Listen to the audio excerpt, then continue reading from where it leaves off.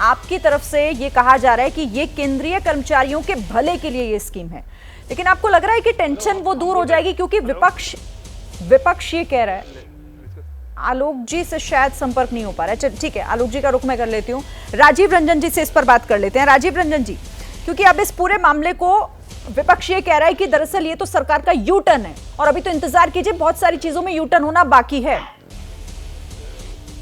अब देखिए, सवाल ये है कि उन्होंने इसे एक बेहतर योजना तो जाने अनजाने में मान लिया। अगर वो यू टर्न मानते हैं तो मुझे ऐसा लगता है कि सियासत में केवल अगर बयान जारी करने से ही विपक्ष की भूमिका का निर्वहन हो जाता है तो ऐसा वो करते रहे। लेकिन अगर old pension scheme, new pension scheme और यूनिफाइड पेंशन स्कीम को अगर तुलनात्मक तौर पर देखें तो ओल्ड पेंशन स्कीम की जो के भविष्य को लेकर जिन्होंने भी बड़े बड़े वायदे किए, पिछले 5 वर्षों में 5 ऐसे राज्य जिन्होंने ऐलान किया कि अगर वो सत्ता में आएंगे तो वो अपने यहाँ ओपीएस लागू करेंगे, लेकिन हिमाचल प्रदेश को छोड़कर कहीं भी ये लागू नहीं होगा।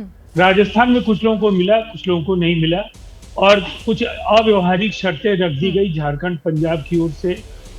और कमो बेश ये पूरा का पूरा ओपीएस उनके पास अगर वायदा पूरा करने का दम नहीं था तो फिर ऐसे गगनचुंबी वायदों का कोई औचित्य नहीं था। अब अगर हम एनपीएस को देखें तो एनपीएस और यूपीएस के बीच का जो फर्क है वो निसंदेह ज्यादा सरलीकृत जो गणना की पद्धति है वो बेहतर होगी, लोगों को राहत बेहतर तरीके से मिल पाएगी। जो आश्रितों को के मन में आशंकाएं थी कि पेंशन पाने वाले कर्मचारी की मृत्यु हो जाए तो फिर उनके लिए क्या योजनाएं होंगी, तो उन्हें 60% का विलंब भुगतान, उसके बाद मुद्रास्फीति से उनके जीवन पर कोई असर नहीं पड़े, उसको भी इन्फ्लेशन इंडेक्सेशन के तौर पर उसको बहाल रखने का काम किया गया।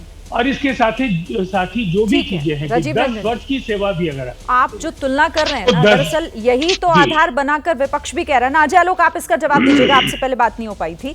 यही तुलना शायद विपक्ष भी कर रहा होगा और इसीलिए मल्लिकार्जुन खड़गे ये कह रहे हैं कि ये दरअसल मोदी सरकार का यू टर्न है। यूनिफाइड का यू मतलब मोदी सरकार का यू टर्न। चलिए इसको यू टर्न ही मान लें मल्लिकार्जुन खड़गे के हिसाब से। अगर हमारा यू टर्न है और जनता के भले के लिए है तो मल्लिकार्जुन खड़गे को घोषणा करनी चाहिए ना कि कांग्रेस शासित सारे राज्यों में इसको लागू कर देंगे। क्यों? अपने कर्मचारियों को फायदा नहीं देना है क्या?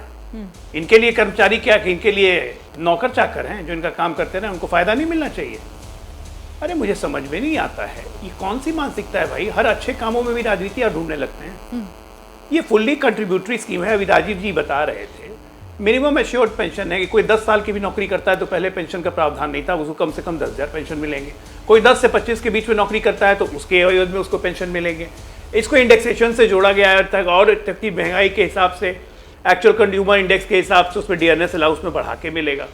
एश्योर्ड पेंशन है कि अगर मान लीजिए कर्मचारी की मौत हो जाए तो उसकी पत्नी को, उसके आश्रितों को 50%, 60% पेंशन मिलेगा। दिक्कत कहाँ है इसमें? राजनीति ढूंढने की जरूरत कहाँ है? Minimum assured, minimum guaranteed pension उसका थी। उसके बाद केंद्र सरकार अपना लाभांश 14% से बढ़ा के साढ़े 18% कर चुकी है। एम्प्लॉय का कोई कंट्रीब्यूशन इसमें लगेगा नहीं। विपक्ष को प्रॉब्लम क्या है मल्लिकार्जुन खड़गे को? कितना झूठ बोलेंगे? हिमाचल प्रदेश में ओपीएस ओपीएस ओपीएस 4 साल हो गए हिमाचल के सरकार बने हुए, लग गया ओपीएस। अशोक गहलोत कब का चले गए ओपीएस लगाते लगाते? अरे झूठ की एक सीमा होती है। 70 साल तक आप इसी तरह को झूठ को कंटिन्यू करके कब तक चलाइएगा? आपने कभी कर्मचारियों का भला कभी किया है?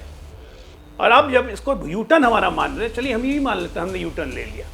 अगर यूटर्न करके अगर हम जनता का भला कर रहे हैं तो उस भला को आपको करने से किसने रोका है? ये मानसिकता जो है ना कि बीजेपी जो करे, मोदी जो करे वो गलत, ये मानसिकता देश को कहीं नहीं छोड़ेगी। ठीक है, चलिए मैं इसका जवाब बल्कि हमने तो ऑप्शन भी दिया है कि जो लेकिन यहाँ पर सवाल ये है कि आपको लग रहा है कि अब ओपीएस, आप इसे कह रहे हैं कि ये केंद्रीय कर्मचारियों के लिए भला है, लेकिन क्या ओपीएस की मांग अभी भी अगर की जाएगी? क्योंकि तुलना अगर करेंगे तो ओपीएस कई ऐसे कर्मचारी हैं जो उससे ही बेहतर अब भी मान रहे हैं। लेकिन मैं आपका जवाब राजकुमार भाटी से लेती हूँ। राजकुमार भाटी यहाँ पर कह रहे हैं अजय आलोक कि भाई हर चीज में राजनीति ढूंढनी जरूरी है क्या? ये केंद्रीय कर्मचारियों के लिए एक बेहतर सुविधा है, इसका तो स्वागत आप लोगों को भी करना चाहिए, बजाय इसके कि आप इसमें कमियां ढूंढें या फिर तंज करें कि ये यू टर्न है।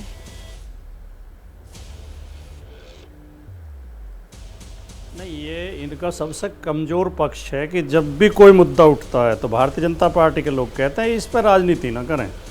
अब अगर कर्मचारियों को दी जा रही सुविधाओं के ऊपर भी राजनीति नहीं होगी तो और किस बात पर राजनीति होगी। दूसरी बात, आपने सही सवाल पूछा और जो राजीव रंजन जी भी कह रहे थे वो बार बार इसकी यूपीएस की तुलना एनपीएस से कर रहे थे। एनपीएस से मत करिए, इसकी तुलना ओपीएस से करिए, जो ओल्ड पेंशन स्कीम है। कर्मचारियों की मांग यही थी कि ओल्ड पेंशन स्कीम लागू की जाए, और हमारी पार्टी, विशेष तौर पे मैं अपनी पार्टी के बारे में कहूँगा कि हमने उत्तर प्रदेश के विधानसभा चुनाव में भी 22 में और 24 में भी लोकसभा के चुनाव में ये मुद्दा प्रमुखता से रखा था कि ओल्ड पेंशन स्कीम लागू होनी चाहिए। अब माननीय मोदी जी को ये बताना चाहिए कि ओल्ड पेंशन स्कीम में दिक्कत क्या है, उसमें कमियाँ क्या हैं, उसकी कमजोरियाँ क्या हैं। आप यू टर्न लेना भी चाहते हैं लेकिन फिर भी पूरी सुविधा कर्मचारियों को देना नहीं चाहते।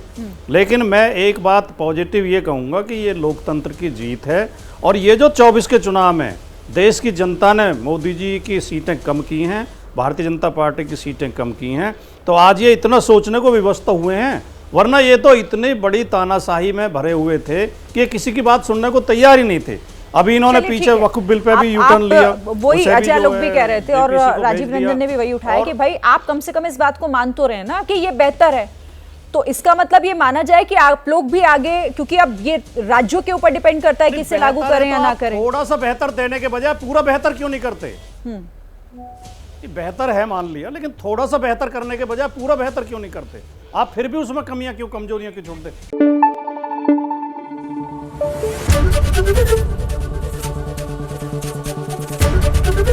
एबीपी न्यूज आपको रखे आगे।